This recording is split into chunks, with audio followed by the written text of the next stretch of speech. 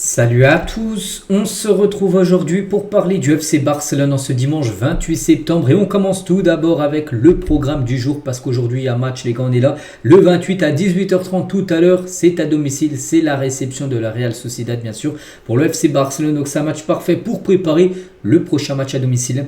Ce sera de la Ligue des Champions bien sûr contre le Paris Saint-Germain mercredi soir. Ensuite il y aura un déplacement à Séville le week-end prochain. Puis après ça sera la trêve.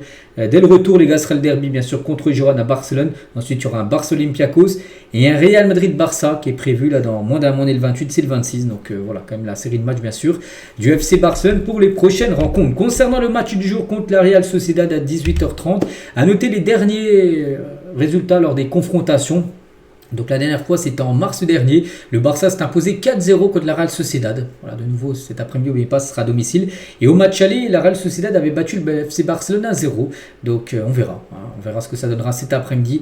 Le Barça s'est imposé 2-0 lors de l'année précédente. Donc voilà, concernant bien sûr les derniers Barça Real Sociedad.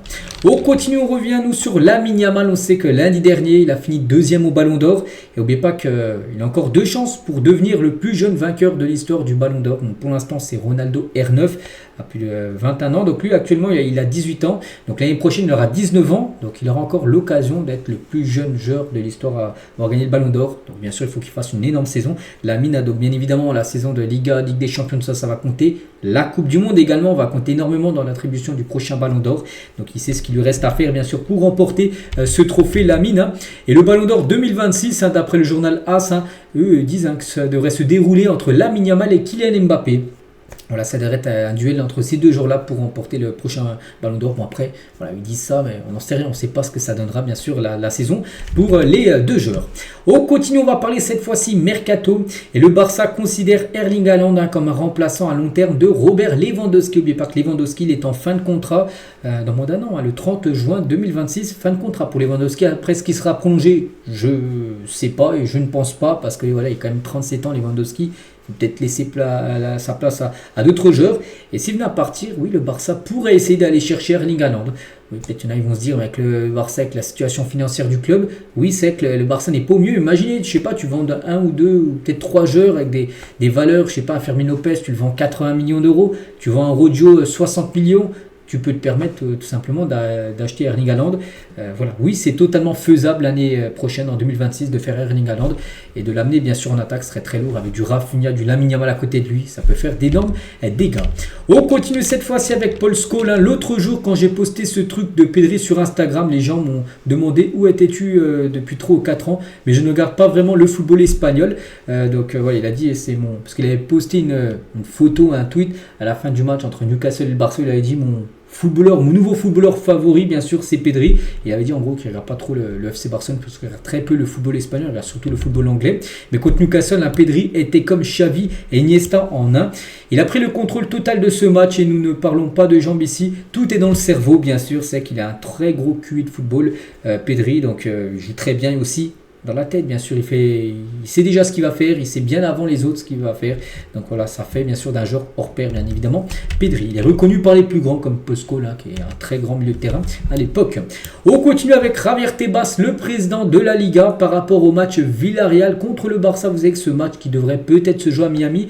Donc il a dit, nous sommes encore dans le temps et il nous reste que quelques jours voilà, pour décider si oui ou non ce match va se dérouler à Miami, parce qu'oubliez pas que normalement c'est prévu aux alentours du 19 décembre, ce sera peut-être le dernier match de l'année et ça pourrait se jouer à Miami. Donc pour l'instant on ne sait toujours pas, peut-être là on le saura peut-être dans la semaine prochaine, j'en sais rien, mais voilà, pour l'instant c'est du 50-50, oui il y a des chances que ça joue là-bas et ça peut ne pas se jouer. À noter que les gars, le Barça récupérait au moins 7 millions d'euros, quand même, ce serait énorme pour jouer un match du côté des États-Unis, ce serait une grosse rentrée d'argent.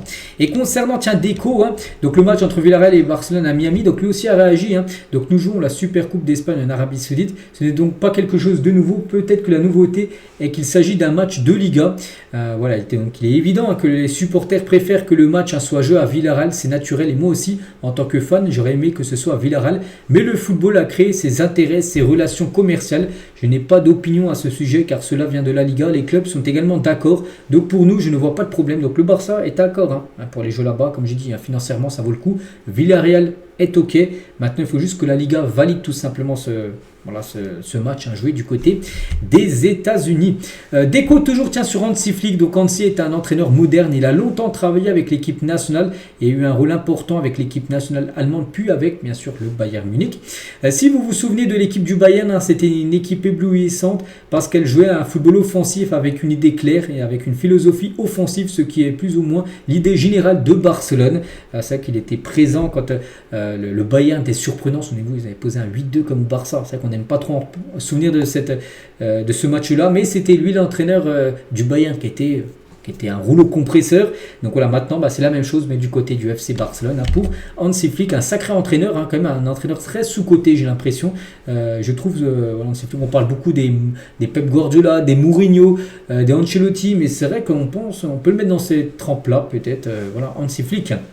Le processus de reconstruction, tout le monde y a participé, donc Xavi est important en son temps, bien sûr, il a apporté de la stabilité et a réussi à obtenir des titres. Puis est venu le temps de la transition générationnelle et une génération plus jeune a commencé à émerger, bien sûr, du côté du Barça, d'essayer d'éviter maintenant d'aller chercher des joueurs qui ont coûté très cher, des mêlés, oui, il est devenu ballon d'or, mais des mêlés a coûté très cher. Coutinho a été acheté plus de 150 millions d'euros et du coup il fallait maintenant éviter de faire des gros transferts à plus de 120-130 millions d'euros, en plus qu'on met les finances totalement dans le rouge à Barcelone, et plutôt d'aller chercher les meilleurs éléments du centre de formation, cette Masia. Et là des joueurs sont sortis, à l'époque il y avait plein de joueurs comme Messi, Iniesta, tout ça qui sont sortis, mais là bien sûr il y a une nouvelle vague. Tous les ans, on a l'impression qu'il y a 3-4 joueurs de la Masia, une nouvelle vague de joueurs qui peuvent jouer en équipe première. Je ne vais pas tous les citer, vous savez les joueurs que je pense.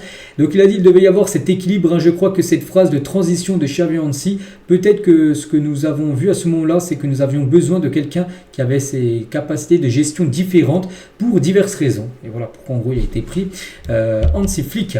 Il y a donc, il y a des joueurs qui n'ont jamais joué au Spotify Camp Nou, donc je pense que beaucoup sont enthousiastes bien sûr par rapport au retour du côté du Barça. Dans ce Camp Nou, on sait qu'à chaque fois c'est reporté, mais on sait que ça devrait être d'ici quelques matchs à le retour dans le stade.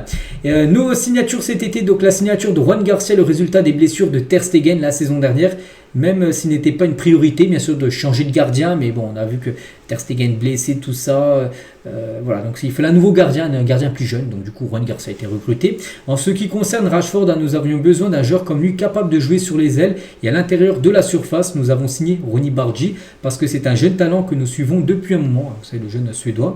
Nous avons également amené un grand nombre de jeunes joueurs en pré-saison, des joueurs comme Dro, tout ça qui ont été utilisés, essayés bien sûr lors des matchs en Asie, et nous pensons que 2 ou 3 d'entre eux pourraient faire leur preuve dans l'équipe première, et c'est le cas. On peut voir, pas tout le temps parce qu'il y a une énorme concurrence, bien sûr, vous savez, les côtés du Barça, mais bon, on est seulement en début de saison, mais on sait qu'il y a des jeunes joueurs d'équipe réserve qui seront amenés à jouer bien sûr dans le groupe pro cette saison.